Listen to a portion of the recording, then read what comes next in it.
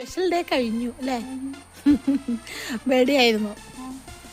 Belated birthday wishes. Late ആയിട്ട് വന്ന വിഷസാ. Surprise wishes അല്ലേ? ആരാന്നറിയോ? കുറച്ച് ദിവസം മുന്നേ പ്ലാൻ ചെയ്തതായിരുന്നു, പക്ഷെ അന്ന് പറ്റിയില്ല. ഭയങ്കരമായിട്ട് വണ്ടറായിട്ടൊക്കെയാണല്ലോ.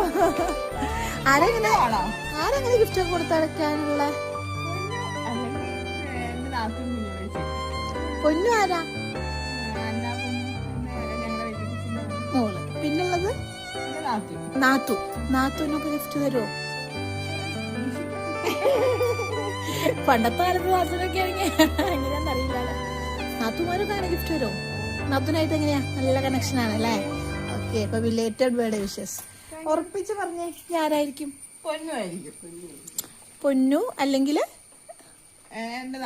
നാത്തു. ഇവര് രണ്ടുപേർക്കാണ് സാധ്യത അല്ലേ?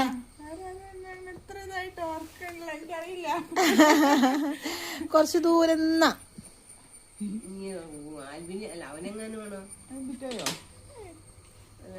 ദൂരെ. പൊന്നു ദൂരെയാണോ? യു കെയിലാണ്. നാത്തുനോ? അയർലൻഡിലാ. അപ്പൊ അത് ദൂരല്ലേ? അയർലൻഡിന്നാവോ? ഇഷ്ടപ്പെട്ടോ ഗിഫ്റ്റൊക്കെയും?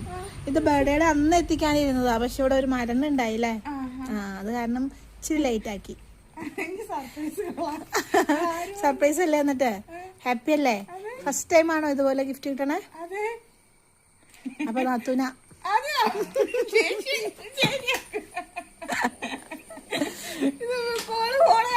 ഇല്ല, ഞാൻ ചേച്ചിക്ക് വീഡിയോ അയക്കണതാ.